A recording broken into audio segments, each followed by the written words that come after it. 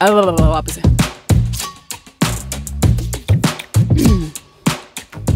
आज का एपिसोड ना बहुत सारे रीज़न से बहुत खास है। पहला तो ये साल का आखिरी एपिसोड है मेरे पॉडकास्ट रिक्रिएटिंग मी में। आज आपको मैंने एक और बात बताई कि मैं एक वॉइस ओवर आर्टिस्ट हूँ, इसलिए मुझे ये भी पता है कि अगर आप ट्रैवल कर रहे हैं, वेकेशन पर हैं, तो कैसे आप अपनी कार को एक स्टूडियो की तरह इस्तेमाल कर सकते हैं and make it sound proof and आपका काम नहीं रुकेगा। तीसरी चीज़, आज का जो मेरा पॉडकास्ट का एपिसोड है उसमें एक बहुत ही इम्पॉर्टेंट सवाल का मैं जवाब देने वाली हूँ जो मुझसे सबसे ज़्यादा पूछा जाता है, और वो है आपने ये कैसे किया।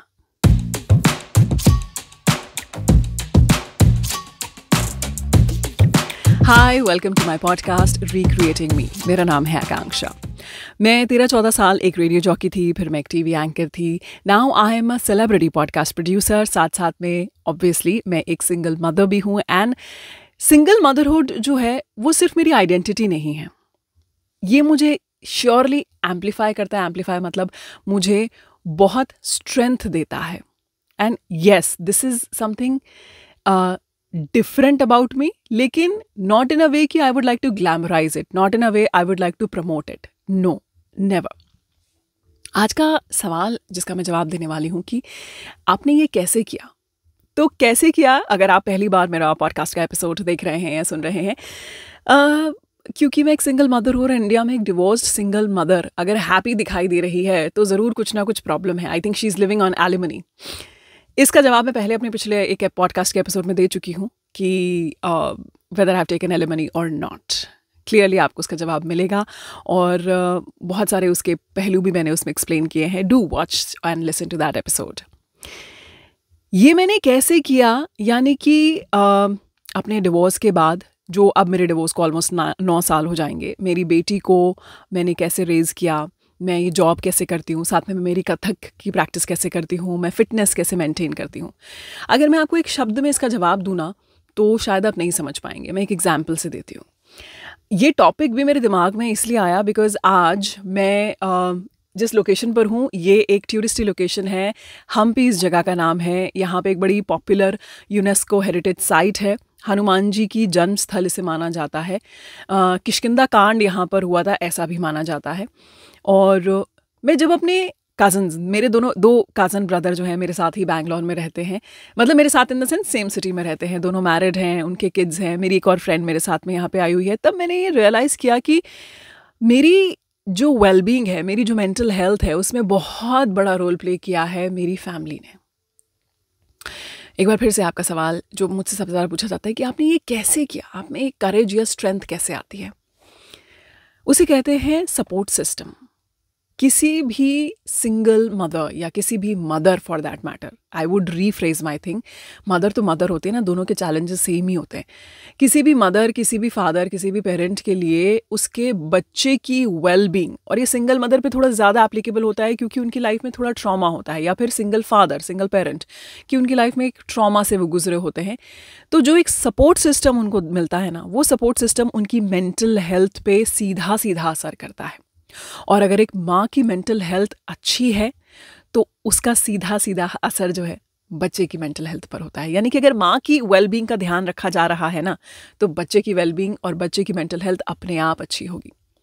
मेरे केस में मैं आपको बताती हूँ, जब मैंने डिवोर्स लेने की अपना फाइनलाइज़ किया था तो मेरे मम्मी पापा मेरे साथ रॉक सॉलिड पिलर्स की तरह खड़े हुए थे। उन्होंने मेरे डिसीजन को कभी क्वेश्चन नहीं किया, क्योंकि ये डिसीजन भी मैंने बहुत सोच समझ के 8-9 साल बाद लिया था और कोई छोटी छोटी बातों पर नहीं लिया था। मेरा भाई मेरे साथ बहुत रॉक सॉलिड की तरह रहा। मेरे ब्रदर और सिस्टर ने, दोनों ने मुझे हमेशा यही बात के लिए इनकरेज किया कि you have a very good life ahead. In fact financially भी there were times that my brother helped me out, although क्योंकि मैं केपेबल थी, मैं अर्निंग थी, I was able to repay him. But yes, ये भी बहुत बड़ी बात होती है कि बिना ये एक्सपेक्टेशन के कि मेरी बहन मुझे वापस ये रीपे करेगी कि नहीं करेगी, अपनी हार्ड अर्नड मनी देना। इसके अलावा मेरी जो एक्सटेंडेड फैमिली है, जिसे अक्सर हम कहते हैं टॉक्सिक रिलेटिव्स, देखिए अगर देखूं तो मेरी जो एक्सटेंडेड फैमिली है, यानी कि मेरे ताऊ जी, ताई जी, चाचा, बुआ, मामा, मौसी, ये भी बहुत ही ज़्यादा लविंग है। इन लोगों ने भी इस बात को समझा कि डिवोर्स लेना हमारी बच्ची के लिए अभी इस वक्त सबसे सही स्टेप है। किसी ने मेरे को कभी किसी फैमिली फंक्शन में, किसी शादी में, 9 सालों में कभी ऐसा फील नहीं कराया कि अरे ये तो डिवोर्सी है। सबने मुझे वो रिस्पेक्ट दी। एक छोटी सी बात आपको बताती हूँ, हमारे हिंदू रिवाज वाली शादियों में क्या होता है कि एक रस्म होती है भात की, जिसमें जो सबसे बड़ी घर का बेटा या बेटी होती है वो सबसे पहले पाटे पे चढ़ते हैं, और सबसे बड़ी बेटी सबसे पहले चढ़ती है, क्योंकि बेटी या दामाद को पहले गिफ्ट दिया जाता है। हर शादी में, मैं इतने सालों में जितनी भी शादियां हुई हैं, I was a single mother, मैं हमेशा सिर्फ अपनी बेटी के साथ पाटे पे चढ़ती थी, और किसी ने कभी ये मुंह उठ के ये नहीं बोला कि अरे ये तो डिवोर्सी है या इसे मत चढ़ाओ, या ऐसा कुछ नहीं बोला। मुझे हमेशा वो रिस्पेक्ट दिया गया। तो इन सब चीज़ों ने ना मेरी जो मेंटल हेल्थ है, मेरी वेलबींग है, उस पर सीधे सीधे असर डाला, और उसका सीधा सीधा असर मेरी बेटी की वेलबींग पर गया। मेरे जो फ्रेंड्स हैं, मैं जिस भी शहर में गई वहाँ वहाँ मेरे बहुत अच्छे फ्रेंड्स बने। अब देखिए, इसको थोड़ा सा आप लक भी कह सकते हैं। दूसरा, इसको आप अपनी पॉजिटिव एनर्जी भी कह सकते हैं कि अगर आप पॉजिटिव रहते हैं ना, तो आप भी पॉजिटिव लोगों को अपनी तरफ अट्रैक्ट करते हैं। मैं जब दिल्ली में थी तो मेरे ऐसे फ्रेंड्स बने जो आज भी मेरी फैमिली की तरह हैं। मतलब अगर ज़िंदगी में मुझे कोई परेशानी हो तो मैं अगर उनको एक कॉल करूं तो वो जितना कर सकते हैं वो मेरे लिए करेंगे।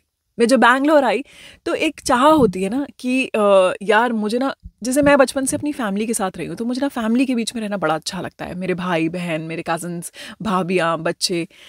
एंड देखिए, यहाँ पे मैं आई और मैंने आने के साल भर के अंदर ही मेरे 2 भाई, ऐसे भाई जिनके साथ मैं बचपन से पली बड़ी हूँ, हाँ, जिनके साथ मैं इनफैक्ट यहाँ आज वेकेशन पर भी आई हूँ, they shifted to Bangalore and somehow you know my family is made.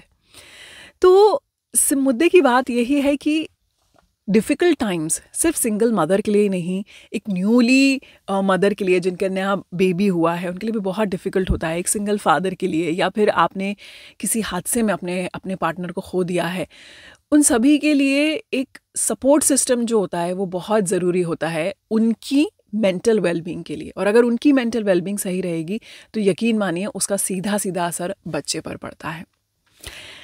आज के इस पॉडकास्ट के एपिसोड में एक बात और मैं कहना चाहूँगी जो शायद मेरे दिमाग में, जहन में जा गई है। रिसेंटली मैंने थ्रेड्स पे, आप मुझे थ्रेड्स पे भी फॉलो कर सकते हैं, थ्रेड्स पे मैंने एक पोस्ट डाली थी कि किस तरह 2019 में मैं दिल्ली से बैंगलोर शिफ्ट हुई, और किस तरह 2019 तक, मतलब टीवी में मुझे बॉडी शेमिंग देखनी पड़ी, मैं डिवोर्स से सर्वाइव कर रही थी, अकेले अपनी बेटी को नए शहर में कैसे पालूँ, ये सब चीज़ें सीख रही थी। और जब मैं बैंगलोर आई तो बैंगलोर आते ही साल भर के अंदर मेरी जॉब चली गई।